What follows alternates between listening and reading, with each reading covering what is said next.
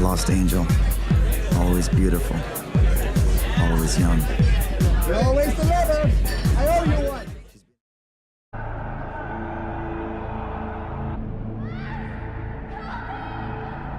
Help! 要到錯。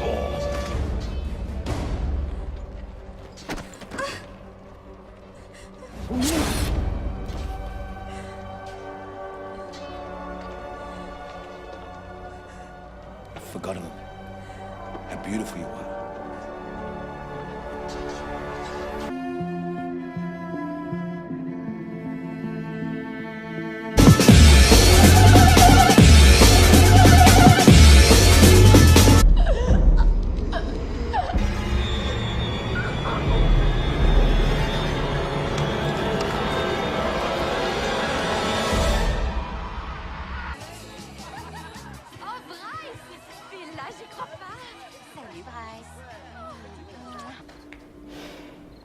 We're friends now, but hate for that to change. Now, you hit me.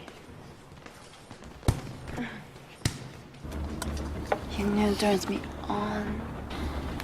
So, Mallory. Cat. Please. You fucking bitch! Just give yourself a death sentence.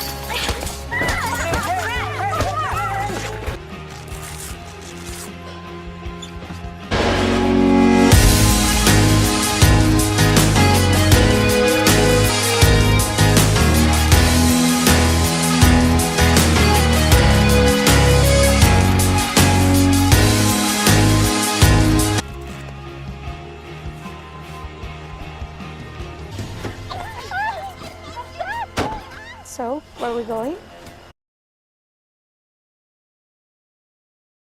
Hi, my name is James Sato, and you're watching Sinister Inquisitions, the horror show.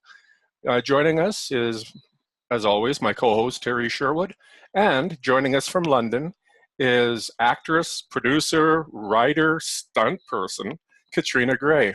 How are you today, Katrina? I'm great, and you? Oh, very good. We are fabulous. Yes. Here. How is it in London right now? Oh, it's been raining all day, so well.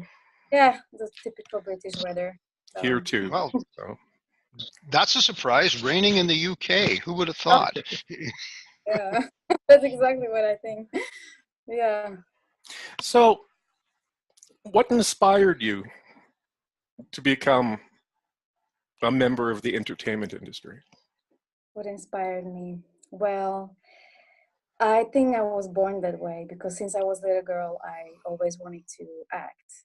So, and everything I've done since then just led to that, you know.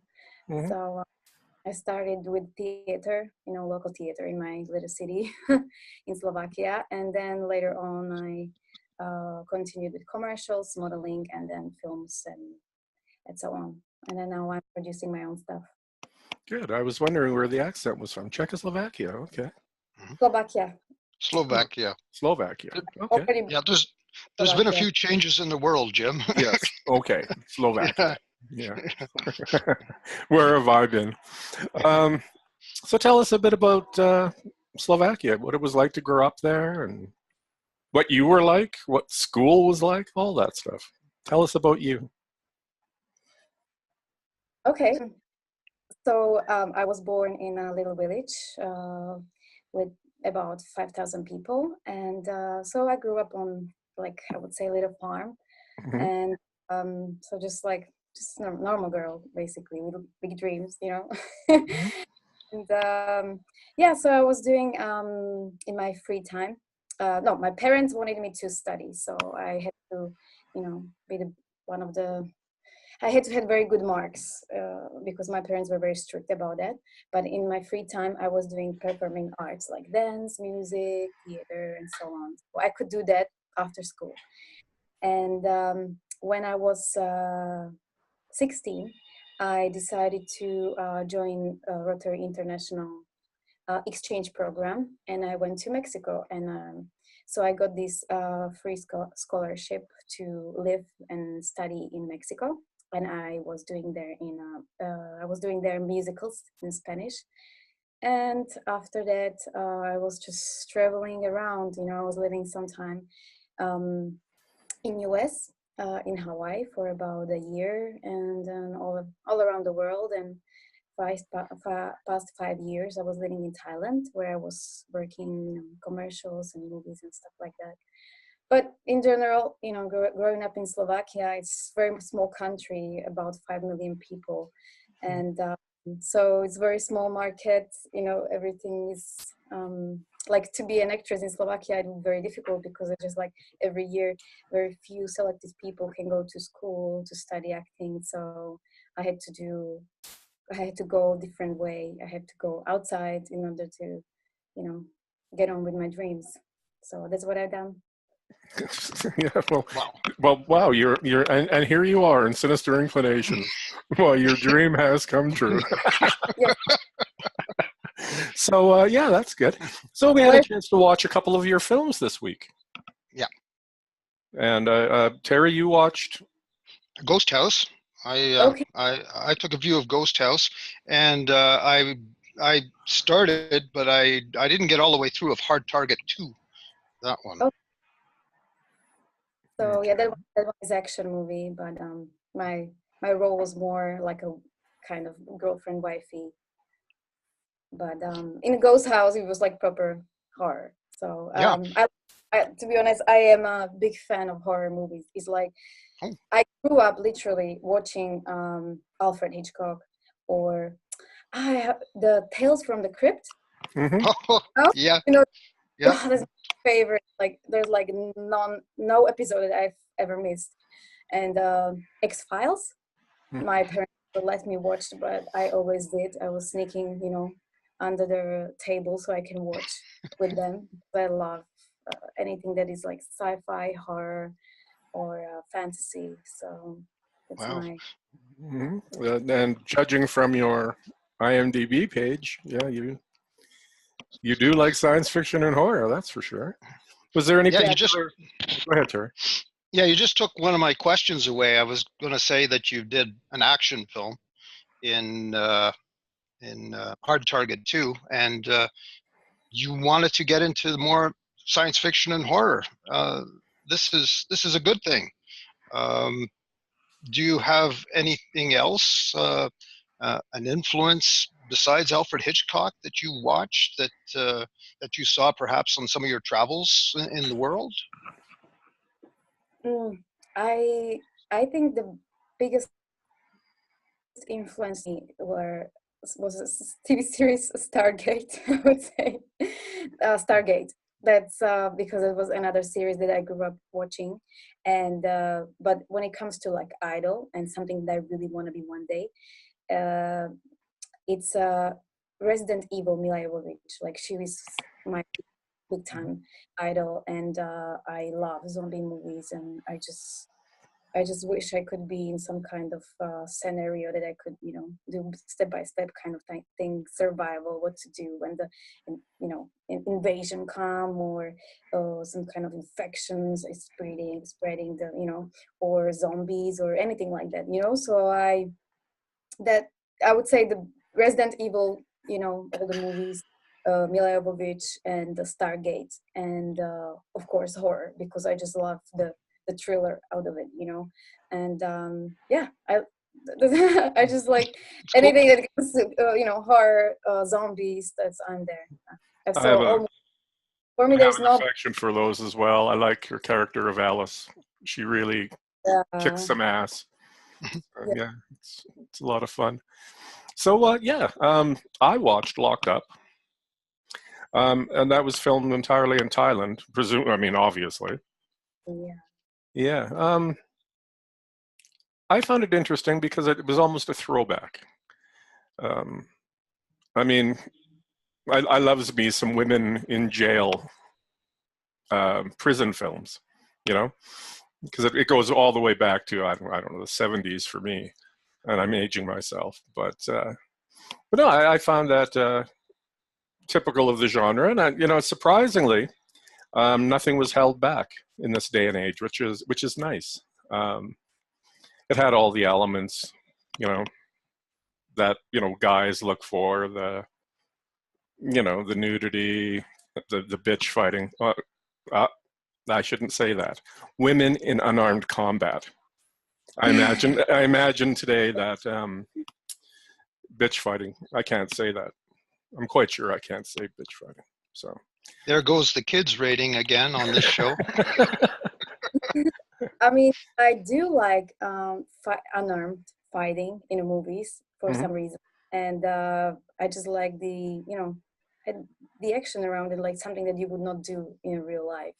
So Mhm. I would take it on the screen, you know. So that's the, I guess, privilege of work on the movies, that you can do stuff that you will never do in real life, you know. Do you have any Yeah. combat training, martial arts, anything like that? Did train with a very good stunt choreographer.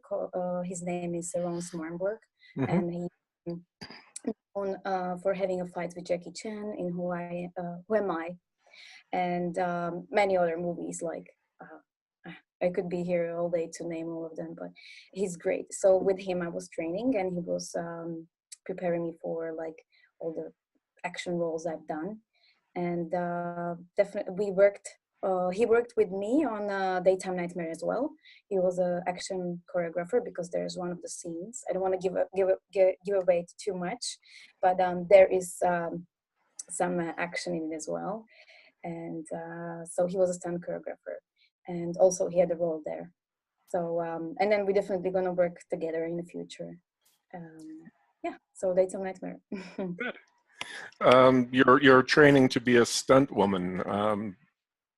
I don't have a stunt woman training. I did one job, American Assassin, where I was Uh-oh. I did stunts, but Mhm. it's more like joining a great team from Thailand that I was asked to, and I enjoyed it very much. I got to work with like the top in the industry people, and that was for my experience as a filmmaker. I need to know every aspect of the how filmmaking works, all the camera angles. So for me, it's like learning in a field in the same time while doing other roles and my own things. So basically, I did not study filmmaking, but I was past 5 years. I was every second day on set. I was doing different kinds of roles, mostly commercials, because I'm in Thailand and Asia. There's so much commercial work, so I work on so many commercials as an actress, and also outside of Thailand. So that I think that what gave me the most experience of how to create my own thing. Mhm. So Wow. Thailand, is there? I noticed that a lot. Like when we were talking to Russell Jeffrey Banks, Yeah, there's films a lot in Thailand. Um, is it easier for a filmmaker to find financing in Thailand? I would not say so. No. Mm-mm. Mm. Definitely same as anywhere else. Oh, that's But tragic. yeah, I think that Thailand is good for having great locations that you will not find anywhere else, and the weather is great, so all year long. So I think that's the biggest advantage. But when it comes to finances, no, that's same as everywhere else. Okay. So generally speaking, is it like British filmmakers who just choose to shoot there because of maybe incentives that they get from the Thailand government, or does the financing Um, actually come from Thailand in a lot of cases? Yeah, I think well, I can't say it for like 100%. I'm not sure 100%, but most of the filmmakers come in already with the funding in place. And when it comes to incentives, the movie has to be over 1 million spent in Thailand, so they can get the 20% back. But yeah, not everybody comes there with a like whole shooting in they don't plan to shoot the whole movie in there, maybe just part of it. So sometimes it doesn't come to that. Hmm. So it's just literally for the locations, I would say, when people come in, but already with funding in place. Yeah. Um, Is there a lot of I can just interject here. mhm. When you shoot in Thailand, do a lot of people come out for extra work and stuff, and a lot of actors come out if you do a call there, or do you perhaps bring the cast in from other countries for things? Yeah, I would say 90% of the cast is already, it comes from outside of Thailand. And then they do last 10%, like the smaller roles, except the main roles they do in Thailand. They do auditions, but of course they go to the people that are like professional actors, which are not many of them in Thailand. So, but then there's so many also extra people that do extra work on movies, and so yeah, that's very, when people movies come in, they have access to people that do extra. There's so many of them, so that's good. Everything is Good. just, Thailand is a great place to shoot. I'd be curious to find out if, if you're doing exterior shots and things like that, because I imagine it's a pretty populated areas that you're shooting in. If it's easy to get location shooting licenses and things like that, of course, that may be something that you don't know. It's Gee, find a jungle exterior. That'd be hard to do. It's like basically one of the talent's income comes from the movies, I would say, and they promote it. So it's not difficult to get permission to shoot, even in national parks, islands, everywhere else. It's not difficult at all. Wow, that's just need a Thai producer to do the right paperwork, and they welcome people to shoot in Thailand. So even when you're just talking a bit more about your influences, you said you like to observe filmmaking as it happens. And were you on set, say every day at Ghost House when you weren't called, and watched what was going on? And I was not, because that's usually something that is not welcome. Yes, unless you're training. Yeah. Yeah. And, a union trainee or something. But. Yeah, they get mad at that here too. Yeah, they don't usually.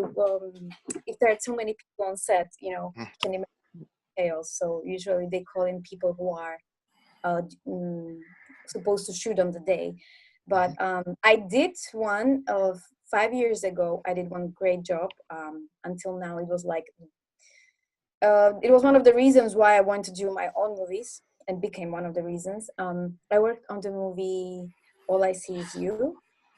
It's currently on Netflix. And I was double and stand-in for Blake Lively. It was directed by Mark Forster, who directed Quantum of Solace, World War Z. Mm-hmm. The movie was 40 million budget, and it was all shot in Thailand. So I was on the set 2.5 months, and I was working closely with director and Blake, and it was great experience for me because I got to learn everything about lighting, camera, all the movements. You name it, everything what I can learn, because I could learn, I did, because it was like, paid school, Mm-hmm. No, that's how you learn. Mm-hmm. And at that point, let's take a short little break, and we'll be back momentarily. Is the new world champion. I'm putting together something special. A one-off fight in Miramar. Where's the ring? We're standing in it. 100 square miles of jungle. What is this? The ultimate challenge. Hunting your equal. We have an exceptional opponent. Why did you run home to Mama? They're called hard targets for a reason. Hard Target 2. Own it on Blu-ray, DVD, and digital HD.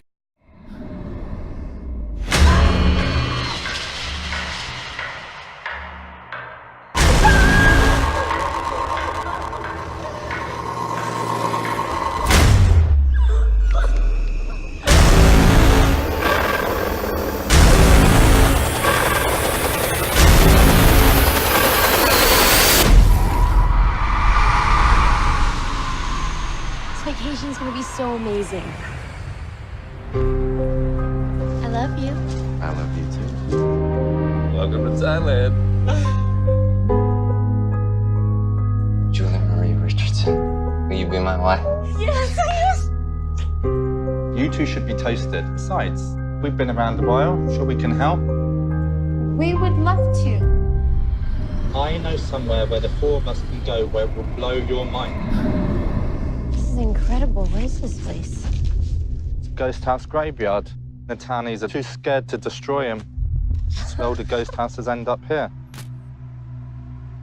Come and have a look here. You should take it.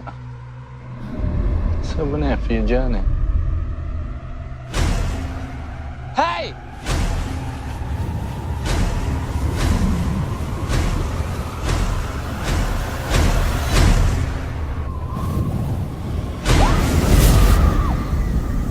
Long time ago, there was a woman. She burned, she died. Not a good death, not a happy ghost. In Thai, we call her Matabe.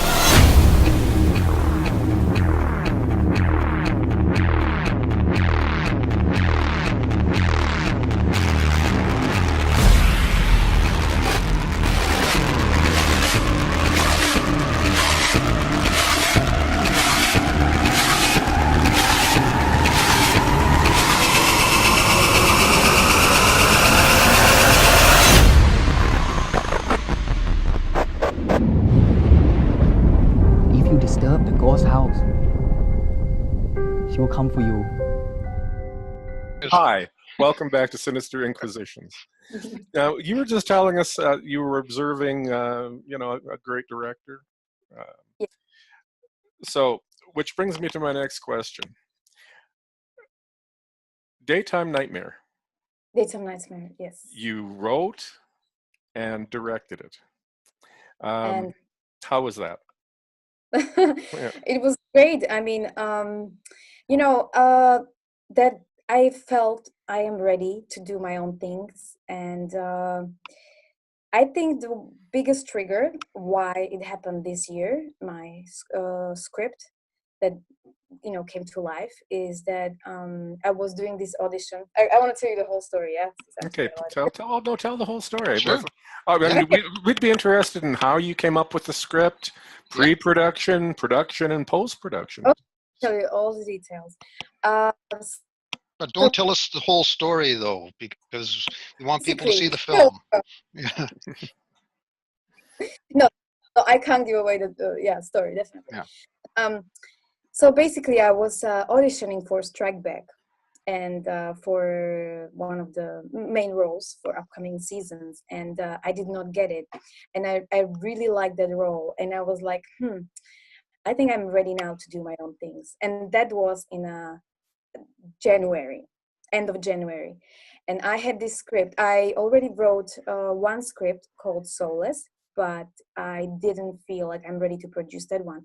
But I had another script in mind that I already had like synopsis. There was Daytime Nightmare. And I was like, can I do this? Can I do this now? Do I have locations? Do I have enough people? Do I know enough people? And I already had people, the actors, on mind when I was writing the script. So I decided I'm gonna do it. I started in the beginning of February, and I wrote script within like a month with the changes. I mean, I wrote it, to be honest, within 2 weeks, but next 2 weeks I was changing and getting people on board and everything else. And I had people in mind when I was writing the script, because I wanted to make sure that everything will go right, because this is independent movie. This is not big Hollywood production, but I was focusing on quality of this movie, and it's quite I don't want to say story, but it's very complex story which will make people think, and I needed to make sure that people will understand the script. And so what I did, I wrote it and I gave it to them, to actors, to read it and to see if they are interested and if they can do, and they loved it. So that was my approval to say, okay, so I'm really doing it. And then I got on board Randy Kelsey. He is a music producer, the sound mixer, and film composer. And so he's doing the whole sound post-production on this movie. And why I'm emphasizing this one, because he's not only my co-producer, but he also helped me with everything on this movie. He was my first AD, and then when it comes to movie like this is like horror-ish movie, but with a story that is character-driven story. And later on, it will sound, even a unique film score. So this is like, especially with a movie like this, it really needs proper sound. So I'm very glad that he agreed to do it with me. And so we started to, it took me 1 month. I did my whole pre-production. I did everything. I did the schedule, the scene breakdown. I got all the locations, I hired crew, actors, I did casting. So it took me about a month. And since 1st April, we started to work on movie, and took us, we had like official crew pre-production about 5 days. And then it took me 20 days to shoot. We had like 3 days off in between, but in total it was 20 days of shooting. And since then I was doing post-production, working with editor. His name is Mihna Lupan. He's from Film Cube Thailand production company. And we have been working since then on post-production every day except weekends. I chose the scenes first. I have so many, we did a lot of angles, a lot of, not too many takes, but a lot of angles. And there's many scenes that are, that require special as well. So we are working on that. And so now we are finishing editing. Literally now we finished raw edit, and now we're starting creative edit, which will take like only we can help. So it's to just perfect it. So and then some starts. So it will take about no more than 4 months, and then in 4 months the movie will be ready. And by then I will already be decided about film festivals and also distribution, and hopefully everybody else in the world will be able to see the movie. Excellent. Yeah. So you were shooting about 4 to 5 pages a day, basically. Yes. Yeah. The script had about 78 pages. Yeah. 75, 78. So 4 pages a day, basically. Yeah, but the movie, because we did like a lot of one takes, so it comes to like over 1 minute of movie per page. So I think it's going to be around 95 to 100 minutes, including tail credits and opening credits and. Yeah, no more than 100 minutes. Yeah, I wrote it to be a 90 minutes only. So, but it's going to be 100 plus, including the credits and everything. I have a question about the process in that. How did you see yourself as a director? Were you a demanding director, or did you just let the actors go on that? Because when you write something, you have it in your head what you want, and then you give it to a bunch of people, and then it changes. How are you as a director for that? That's a great question. So basically, I don't know what kind of director I am, but I can explain you how I work. So maybe you can make your picture. So when I was writing already the script, I had people on mind or certain characters that I couldn't come close to. So that's why I approached the right people that I knew that they can fit the character well. So I think that was very good. I would say the good choice of casting, but inspired by the characters, but of course. And when I was doing the pre-production, what I did, I had 2 days meeting with each actor, and we were going over the script because it's, like I said, it's a very complex story, and I needed to make sure that they understand everything. So we went through the script and we did scenes breakdown with each actor on the movie. It might not be something that directors do with every actor, but usually this is something what you do with the main actor only. But I had to do it with every actor so they understand what's going on, and so they will because they play a very crucial part in a story. It cannot be without them. If they do something differently, it would not be the same. So I did a scenes breakdown with every actor, and we also did a table reading, and we did blocking rehearsal, because I had to make sure when I'm gonna be on the set, they will when I'm gonna be on the set, they will be ready. They will know their scripts 100%, because I wanted to prepare them before shooting, because of course this one, as I mentioned before, this is independent, low budget movie.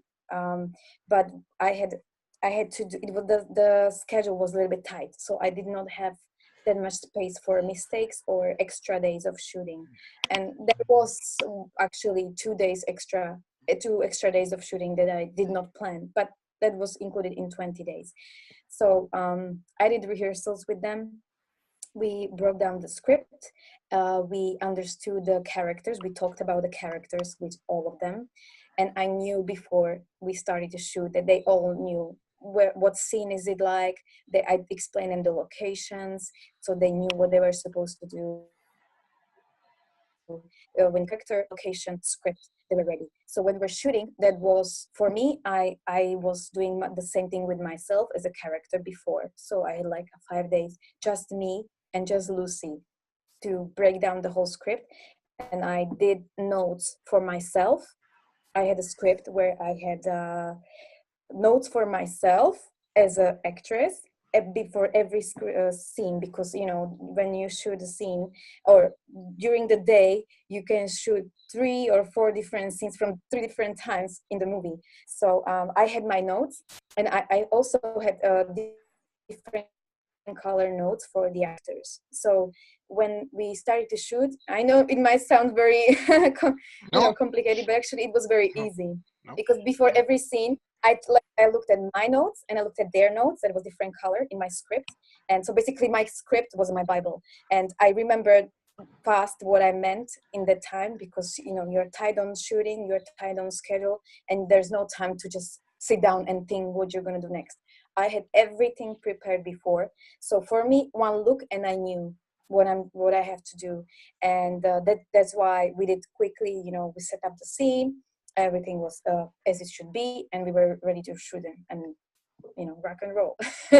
Excellent. Yeah. Yeah. So how surreal was it for you?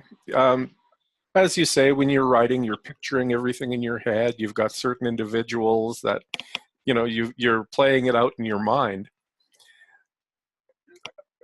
How surreal was it for you when you were standing there watching it all come to life? I'm still kind of in some kind of cloud or something. I still don't understand what's happening to me, because I've been working on this since literally beginning of February, and I'm still working on it every day. And I think maybe I will realize what's going on when when I will show people the movie and see their reaction, because for now I'm so focused on it, so I don't really can access my emotions when it comes to the reflection on how I feel about the movie. I'm just happy with how it goes. I'm extremely happy with how it's been edited and how creative is it, and it's also slightly different than the script, because I made it even better in post-production. So happy. And but it's great. Like I said, I am living in a dream right now, I would say. So, Yeah. No, hey, we're kind of glad to be part of it. When you were doing your scenes, did you change anything? Did you no, did something you occurred with, and they went, "Hey, this is different. Let's do that." We did some. So we did 2 extra scenes that were not in the script, and they are gonna be in the movie. Yes. Otherwise, when it comes to, there were like some moments for improvisations from actors that to add to their characters. So I would say yes. And then there was one very beautiful scene that I don't want to say details about, but it was supposed to be not as good. Not I was not saying not as good, but not so epic. But closer to the shooting day I decided to more and more to develop it and make it epic. So that one was like very proud of the scene, and I can't wait to show it to people. Excellent. Well, we're gonna take another short break. Yes. And we will return momentarily to continue talking about Daytime Nightmare.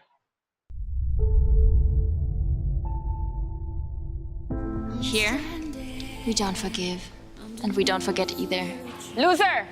Where are you going? I said hit me! You're pathetic. That's the saddest thing I've heard all night. Sorting out your life that way.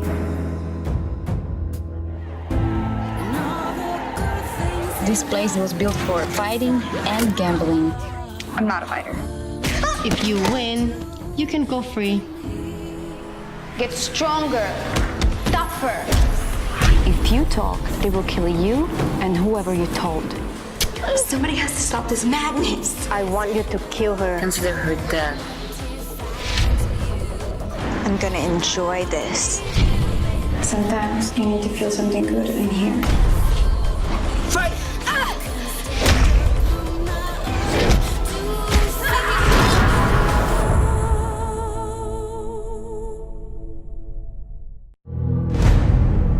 A month ago, two fishermen had found an old silver casket in the South China Sea. When they opened it, they discovered an old skeleton in it.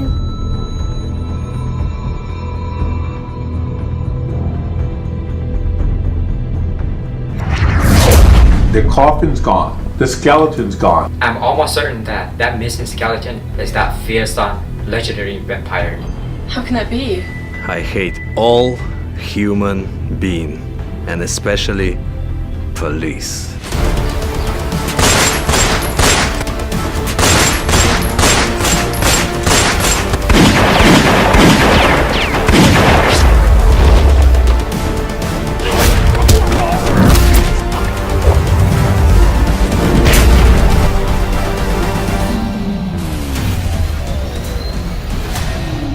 Fight like a man.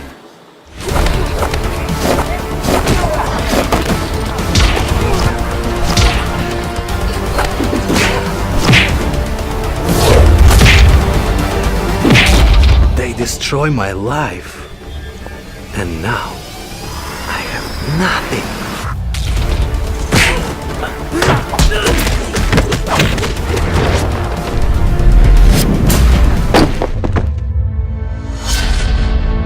Who the hell are you? You don't need to know who I am. You either live or die. Do you know who he is? Có giờ chỉ cả khi có tụ khen cho cụ lò, thời gian cụ bỏ có luôn chơi mua, ý mua bỏ tàu.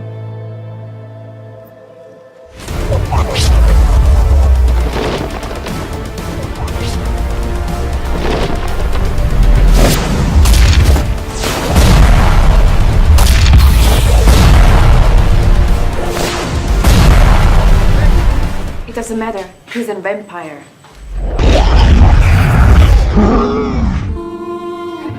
Cô tao các cậu tiện là đâu? Cô yên toàn thì chỉ bỏ cơ li. Ý cô thấy được một chỗ cô cho xe. Một thời đồ thiên nào. Cô yên thì chỉ bỏ cơ ý à. All what I want, it's revenge. And it turned the whole world into our world.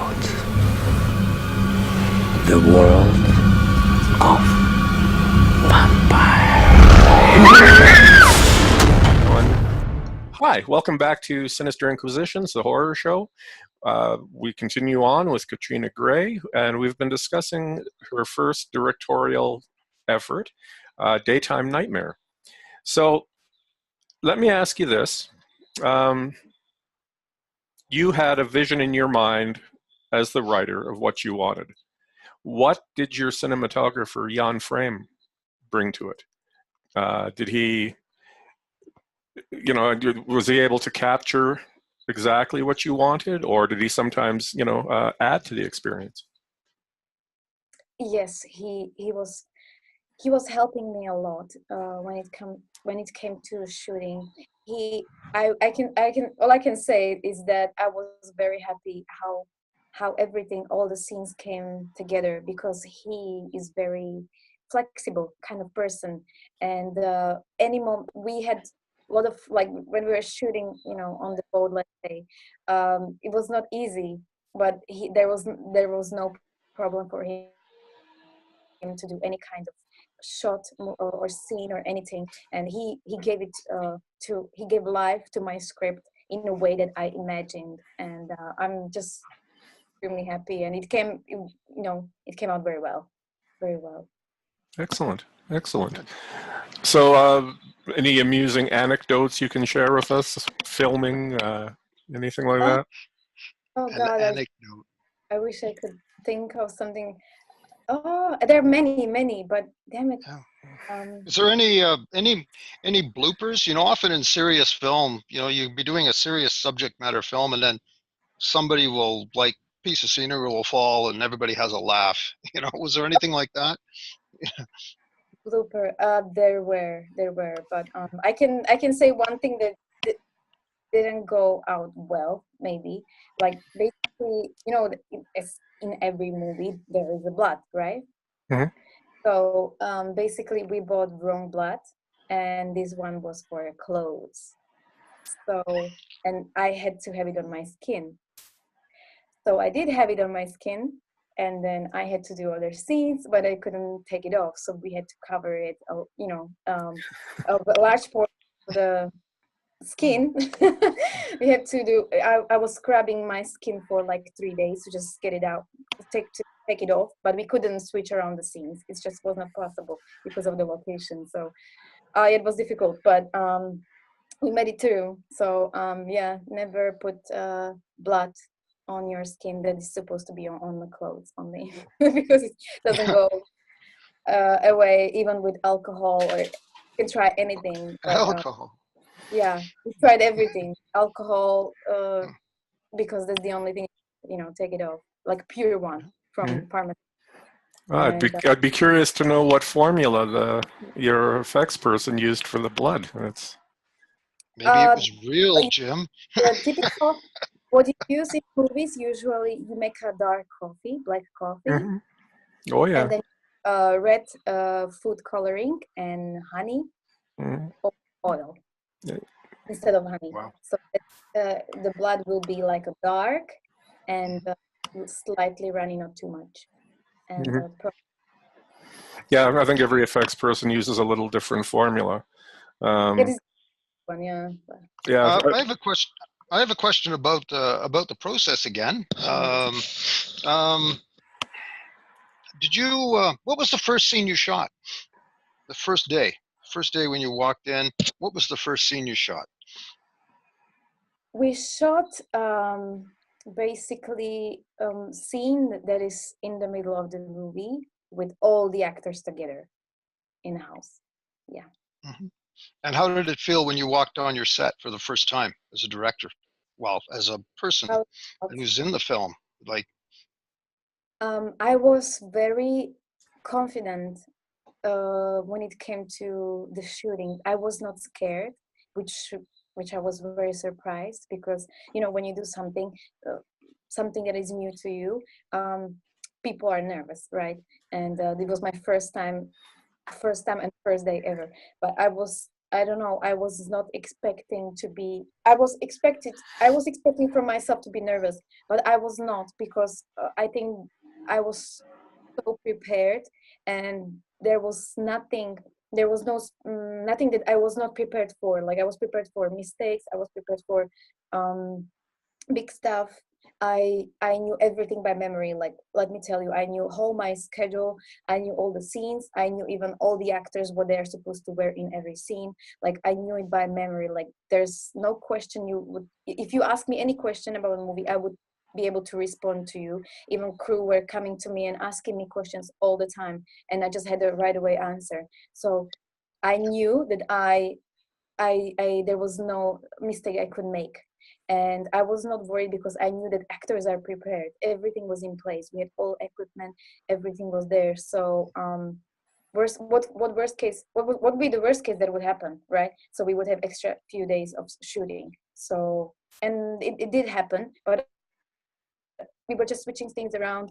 And I don't know. I was because I had to act and direct and do everything. I did not have time to be nervous. I did not have time to think how I feel about what's going on. So I was just getting on with it, pretty much, and it went great. Every day, just I was crossing the days off, like day 1, day 2, day 3, and it's just going better and better every day. When you finish the film, and obviously you haven't, I don't think you finished the edit yet, have you? I don't think it's still in the process. We just finished raw editing, but now we are doing a creative one, which is basically polishing, and it's going to take 1.5 week. Well, within 2 weeks, it's going to be completely done. Yeah. When you finished it, did it feel like there's a sequel?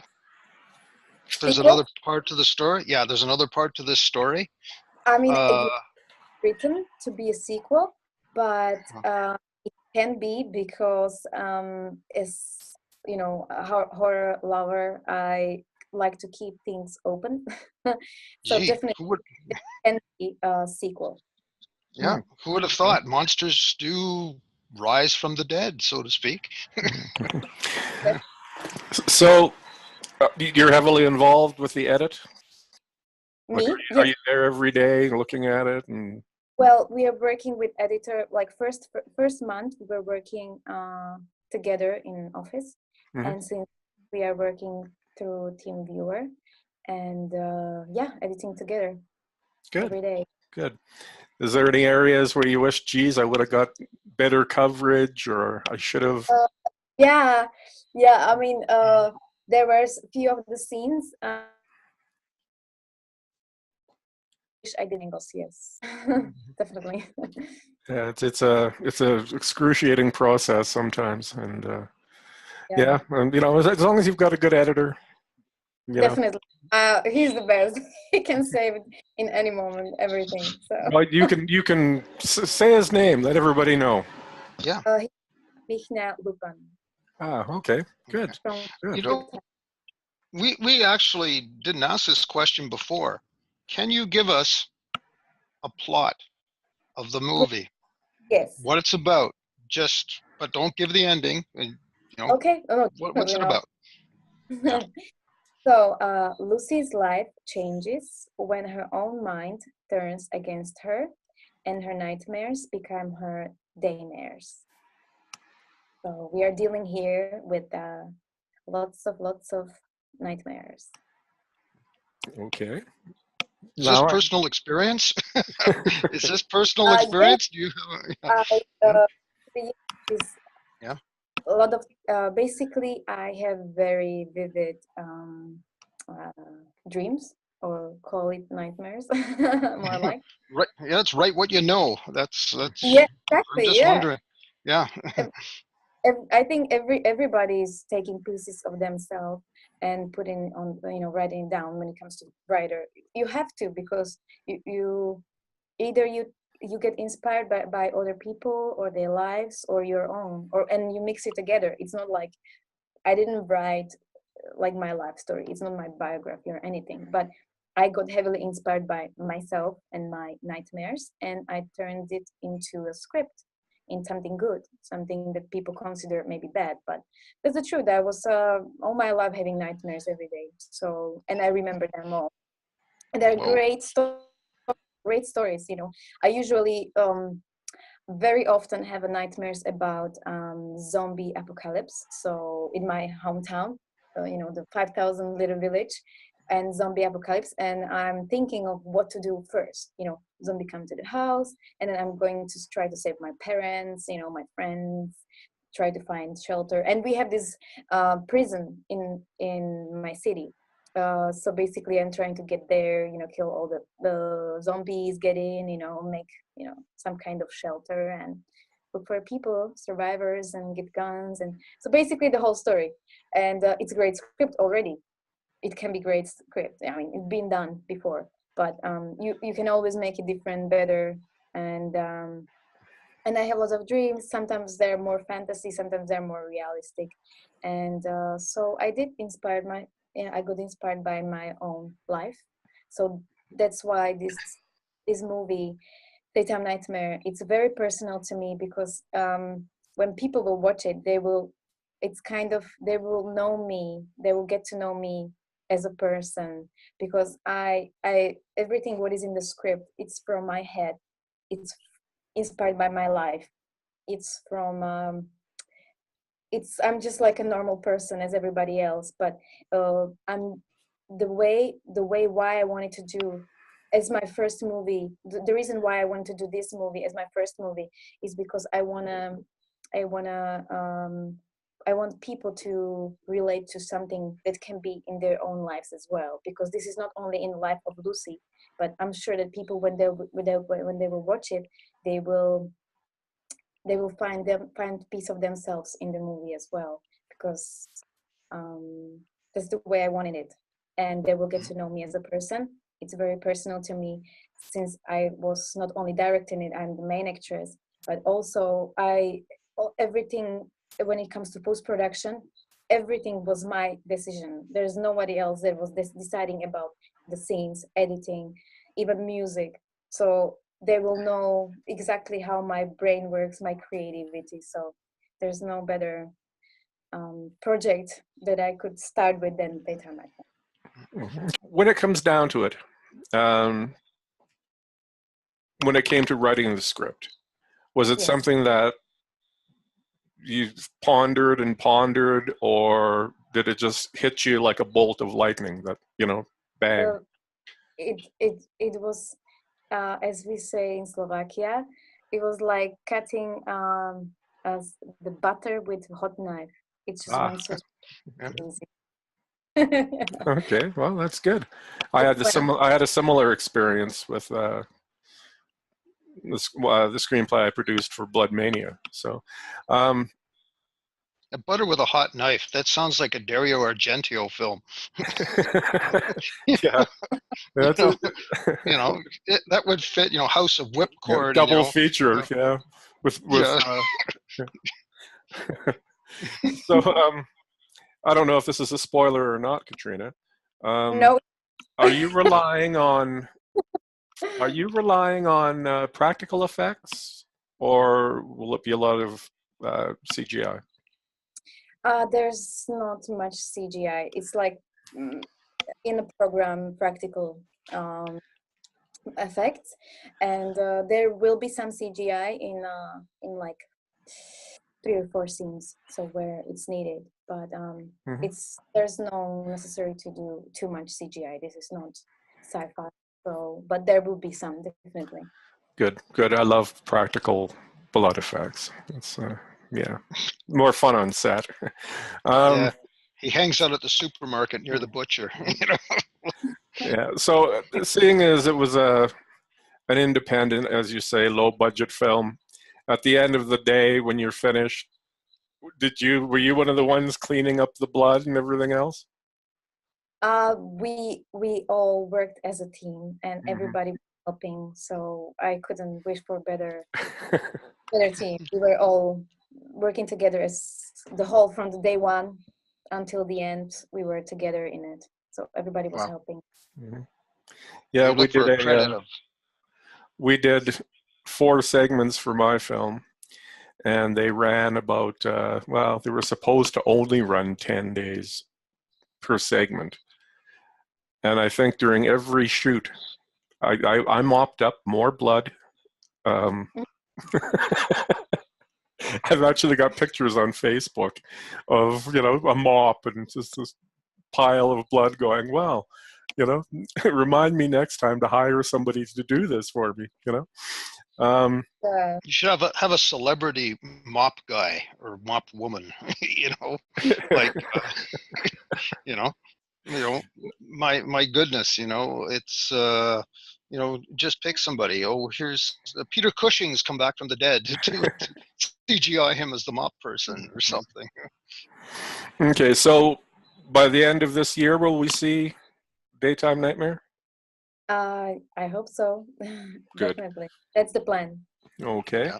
Now you have a couple other films coming up, Captured and Brutal. Is there anything you can tell us about those? Brutal, yeah.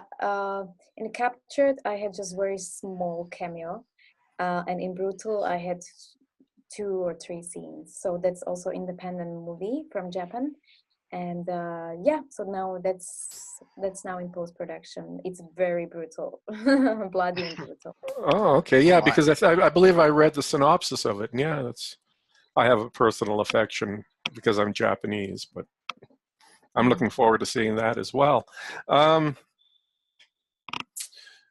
Is there anything else you'd like to tell horror fans out there, or? Yeah. Or even a new director or a new actor or something, a little bit of advice, because you've gone pretty far in your time on it. Would you have something inspiring to tell them? I would say I see, during my short life, I realized that you have to, not only I realize, but I see what people do wrong when it comes to, for example, even not only film industry, but in general, like people as a team. People think that if you just do something alone for yourself, that you will not all the people know about something, that it will just give you more opportunity or bigger chance to do it or get it. But that's not true. What I realize is that more I help people, more opportunities I create for myself. And when I work in team with people give out more back to you, and bigger and better things are happening. And I know it sounds maybe easy, but that's how it works. It's like literally you help people 3 times, 10 times, give them advice, anything, and it's going to come back to you 1,000,000 times more. And that's what people don't do, because everything I've been doing, or all my life what I'm doing, I'm trying to help people, and that way I'm helping myself. I am not worried. For example, word for me, competition doesn't exist. There's no competition. There's teamwork, especially when it comes to film industry. Mm-hmm. Yes, well, first of all, let me say congratulations on completing the film, because I don't think the average person understands, the work that goes into it. Yeah. How much dedication. The hair, when you're pulling your own hair out at times, things like, and things can go wrong in a set. Things can go wrong in a set at any given time. No, I congratulate you for that. And yeah, and now you've made me really look forward to this film. So yeah, I'm glad. Yeah, we'll get it up. Yeah. No, yeah, you're exactly right too. If it was easy, everyone would do it. Filmmaking is not a simple process, as some people, think. Here's a question for you. Okay. Have you already gotten into that syndrome now, because you've directed and because you're involved with editing? When you watch something, you're analyzing it? Oh, definitely. For me, I don't care if the movie is good or bad. I'm just watching it just because I want to see like what kind of angle they used, how many angles is in one scene, and why they were shooting close up, why they're doing medium shot, why wide shot, and when. So I'm literally analyzing cinematography of every movie. Mm-hmm. Definitely, that's what I'm doing. And also, sound is like, it's like, this is perfect score for this thing, this scene and stuff like that. I'm just like analyzing everything when it comes to sound, lighting, and acting as well, but most the cinematography, I would say. Mm-hmm. Yeah, I can never watch a movie again the same way, since I got involved in the business. It's just... Yeah, definitely you can't. So, promote yourself here now for social media. Do you have a Facebook page? I do. On Facebook, I'm Katrina Grey. Mm-hmm. And on Instagram and Twitter, I'm Katrina_Grey as well. Mm-hmm. And the film has a site too, doesn't it? Daytime Nightmare has a site for itself. Yeah. For now, it doesn't have a website, but it's on Facebook, Daytime Nightmare. So that's where I'm going. On Facebook fan page, I'm going to post there all the behind the scenes, great, amazing pictures, and also trailers soon. Good. Excellent. And you've got your own personal website? I do have a website, Katrina Grey, and also I did it under my production company called Grey Films. So that's where it's going to be also the web page for Daytime Nightmare and my upcoming, which I am currently working on. Good. Maybe you could work with Brad Grey Television. That's totally different. But okay, Terry, do you have any final questions here?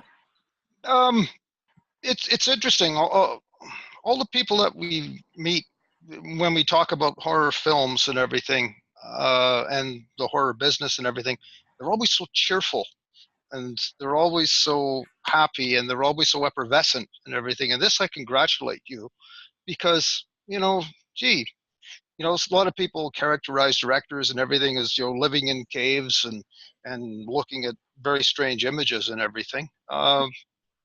This brings a new face of horror, I think, to people. That this is a good thing. When you're cultivating and you're doing good things, you're creating opportunities, and this is excellent work. Thank you. I just want to inspire people through the films and my acting and my scripts, and I hope people will love the horrors as much as I do. That's the only reason why I'm doing it, because I just really love it. And to the point that I want to do it myself, the whole movies, and get people together and work together on it. So just so I can make it, because I will never be able to make it myself alone. And because I can make it, people will watch it, and hopefully people will see the work behind and will fall in love with it as well. Mm-hmm. Excellent. Good. Anything finally you'd like to say, Katrina? Yeah. Thank you for having me, on your show. I'm very... Oh, well. This is my first time I'm talking about Daytime Nightmare. Oh. I'm very happy. Well, we're honored. Pass this information about us to your friends and your enemies, too. We don't discriminate. Okay, we'll do. I don't know about any enemies so far. Well, make sure you stay in touch with us and let us know what's happening. And, we'll, as soon as you have a trailer, we'll include it in our regular podcast. And, we'll get the word out there for you. Thank you so much. Yeah. Thank you very much. No, thank you for joining us. Thank you. And thank you, audience, for joining us. We will see you again on Sinister Inquisitions. Inquisition. Nobody expects the Sinister Inquisition. Remember that.